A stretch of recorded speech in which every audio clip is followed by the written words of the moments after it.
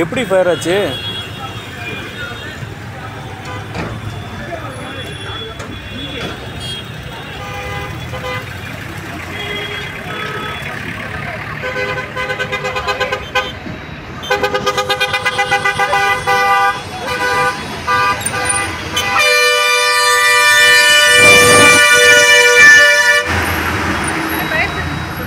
சொல்லிப்பாங்க.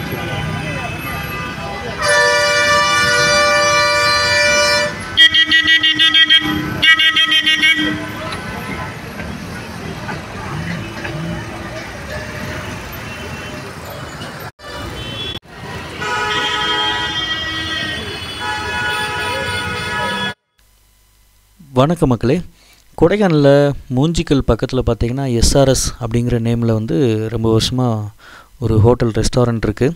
இந்த ரெஸ்டாரண்ட்டில் இன்றைக்கி காலையில் பார்த்தீங்கன்னா ஷார்ட் சர்க்யூட் ஆகி திடீர்னு வந்து ஃபயர் ஆக ஆரம்பிச்சிருச்சு.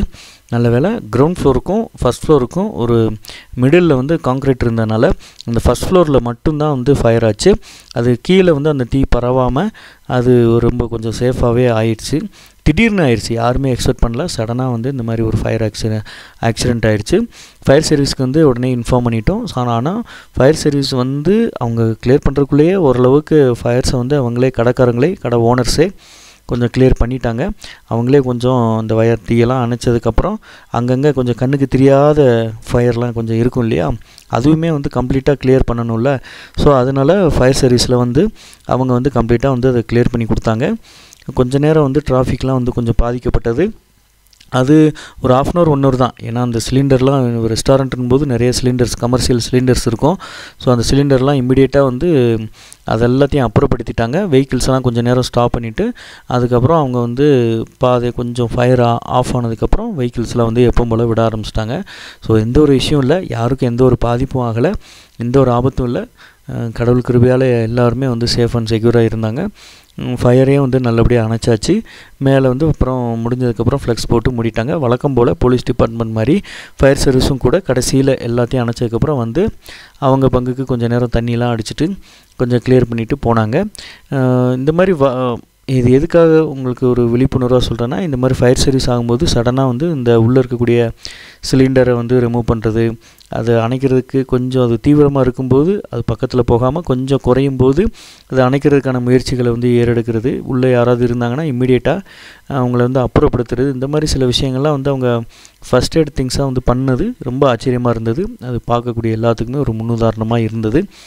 நம்ம வீட்லேயும் கூட பழைய இந்த வயரிங்லாம் கொஞ்சம் சந்தேகத்துக்குரியது இருந்ததுன்னா கொஞ்சம் அதெல்லாம் ரிமூவ் பண்ணிவிட்டு ஷார்ட் சர்க்யூட் ஆகாமல், அதாவது ப்ளஸ்ஸு மைனஸ் நியூட்ரலும் பேஸும் டச் ஆகும்போது ஷார்ட் சர்க்யூட் ஆகும், ஸ்பார்க் ஆகும். அந்த ஸ்பார்க் ஆகும்போது ஏதாவது தீ பிடிக்கிறதுக்கு ஏதாவது திங்ஸ் இருந்ததுன்னா ஈஸியாக வந்து ஃபயர் ஆயிரும். ஸோ அந்த மாதிரி நம்ம வீட்லேயோ கடையிலையோ நம்ம நிறுவனங்களே எங்கேயும் இந்த மாதிரி ஆகாமல் இருக்கிறத பார்த்துக்கணும்.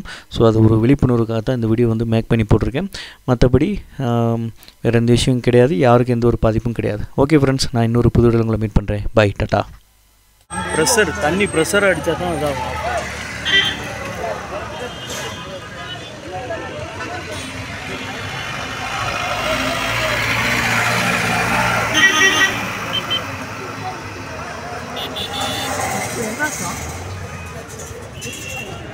எரிஞ்சு அமர்ந்துடும் போல. காங்கிரீட்டு பில்டிங்காக இருந்தால் அதே அமர்ந்துடும். ரூஃப் வந்து இதில் எடுத்துருந்தாங்கன்னா இரும்பு தான், அப்போ போய் அமர்ந்துடும்.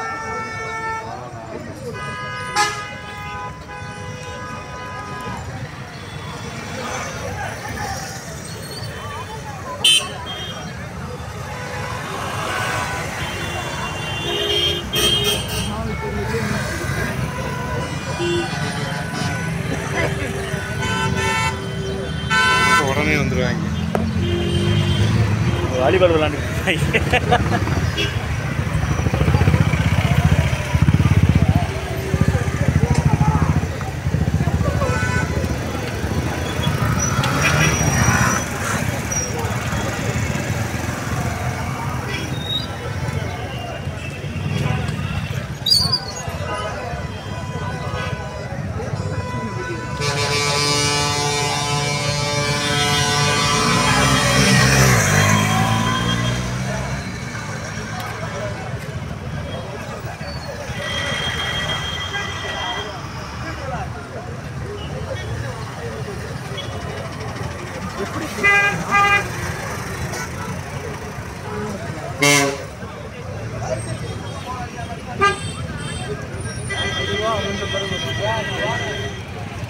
नहीं फिलिप्स